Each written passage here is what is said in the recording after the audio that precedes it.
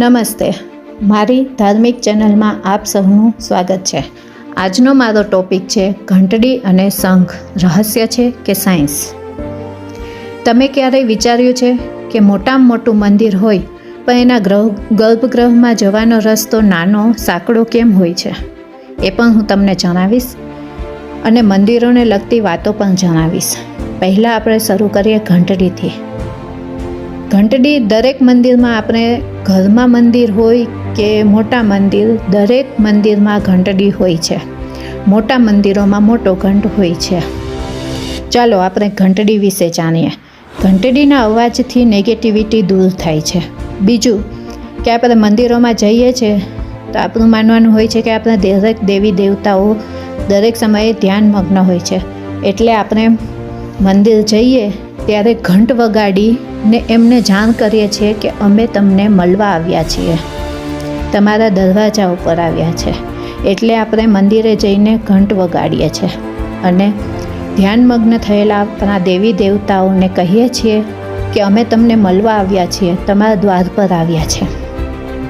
અને ત્રીજું કારણ, મંદિરોમાં જ્યારે સવારની પૂજા કે સાંજની આરતીનો ટાઈમ થાય છે તે પહેલાં ઘંટ વગાડવામાં આવે છે. એટલે આજુબાજુમાં રહેતા લોકોને ખ્યાલ આવે કે પૂજા આરતીનો સમય થઈ ગયો છે અને બધા મંદિર પ્રાંગણમાં ભેગા થઈ જતા અને પૂજા અર્ચના કરે છે. અને એક બીજી વસ્તુ જે દરેક મંદિરોમાં જોવા મળે છે અને એ છે શંખ.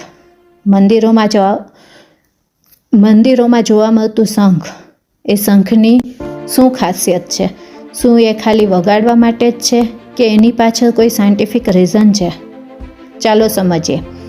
એક કહેવત છે કે શંખ વાગે ભૂત ભાગે. શંખ વગાડીએ એટલે ભૂત ભાગી જાય. શું કામ આમ કહેવામાં આવે છે?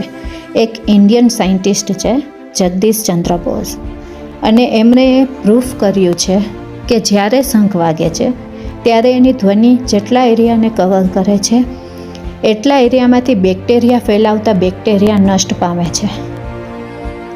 આ વાત સાચી છે ને સાયન્ટિફિકલી પ્રૂફ છે કે શંખ વાગે અને એનો અવાજ હવામાં જેટલા કીટાણુઓ હોય છે તેને નષ્ટ કરી દે છે. અને એ સિવાય એક બર્લિન યુનિવર્સિટી છે જેમણે કન્ફર્મ કર્યું છે કે શંખનો અવાજ એ સસ્તો અને સચોટ રસ્તો છે હવાના વાયરસને મારવાનો.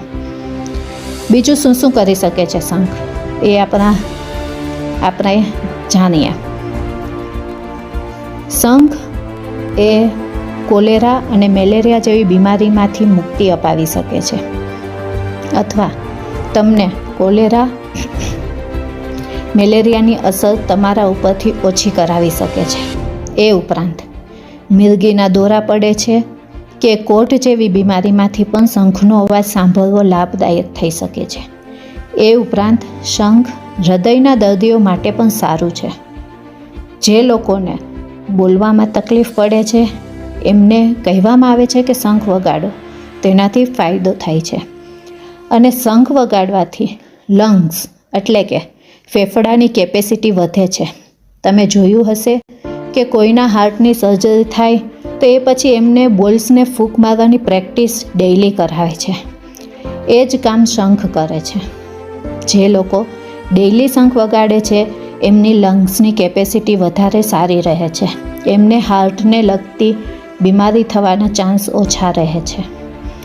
એ સિવાય શંખ તમારી મેન્ટલ કન્ડિશન અને બ્લડ પ્રેશરને પણ કંટ્રોલ કરે છે. ડાયાબિટીસ રેગ્યુલર કરે છે. શ્વાસ લેવાની તકલીફમાં પણ શંખ ફાયદાકારક છે. શંખ વગાડવાથી શરીરની ઘણી બધી તકલીફો દૂર થાય છે. એટલે જ કહેવાય છે કે મંદિરમાં શંખ બંને ટાઈમની આરતીના સમયે વગાડવો જોઈએ. કેમ કે તમે 24 કલાકમાં 2 વાર પૂરા જોરથી શંખ વગાડો, કેમ કે શંખ વગાડવામાં ફેફડામાં બહુ જ દમ લાગે છે. એટલે શંખ વગાડવું ખૂબ જ ફાયદાકારક છે.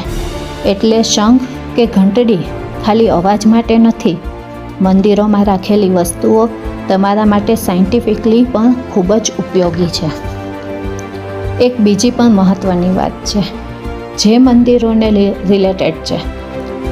તમે જોયું હશે ને કર્યું પણ હશે કે લોકો મંદિરની મૂર્તિની પરિક્રમા શું કામ કરે છે. જ્યારે કોઈ મંદિરમાં મૂર્તિ બેસાડવામાં આવે છે ત્યારે તેની પ્રાણ પ્રતિષ્ઠા કરવામાં આવે છે. પ્રાણ પ્રતિષ્ઠા એક પ્રક્રિયા છે, જેના પછી એ જે નિર્જીવ મૂર્તિમાં આપણે એ દેવી દેવતાના પ્રાણ ઉતારીએ છીએ અને જેમ એ મૂર્તિમાં પ્રાણ આવે છે એ મૂર્તિની ઓરા આપણને અનુભવીએ છીએ અને ઓરા એ ક્લોકવાઇઝ હોય છે. એટલે જ મંદિરોની આસપાસ ક્લોકવાઇઝ પરિક્રમા થાય છે. જેમ જેમ તમે પરિક્રમા કરો છો એમ એ મેગ્નેટિક ફિલ્ડના કારણે તમારા અંદરની ઓરા, અંદરનો પાવર વધુ મજબૂત થતો જાય છે અને નેગેટિવિટી ઘટે છે એવું માનવામાં આવે છે.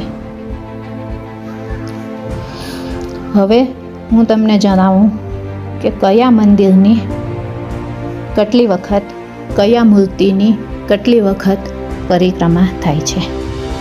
વિષ્ણુ ભગવાન કે એના અવતારની મૂર્તિની 3 વખત પરિક્રમા કરવામાં આવે છે.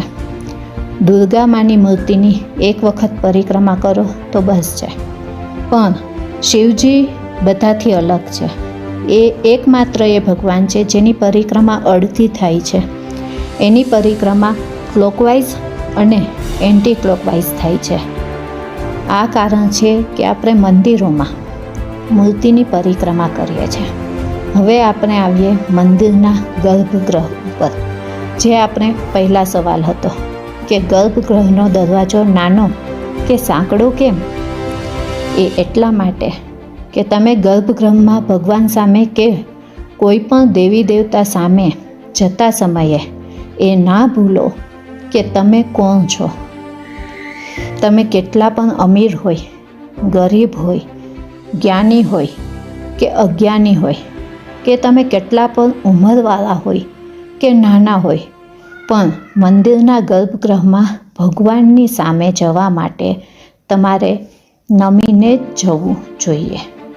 કે તમે કોઈ પણ હોય, ભગવાન સામે નમીને જ તમારે જવું જોઈએ. આવી અવનવી વાતો જાણવા માટે મારી ચેનલને લાઈક કરો, શેર કરો, સબસ્ક્રાઈબ કરો. ધન્યવાદ.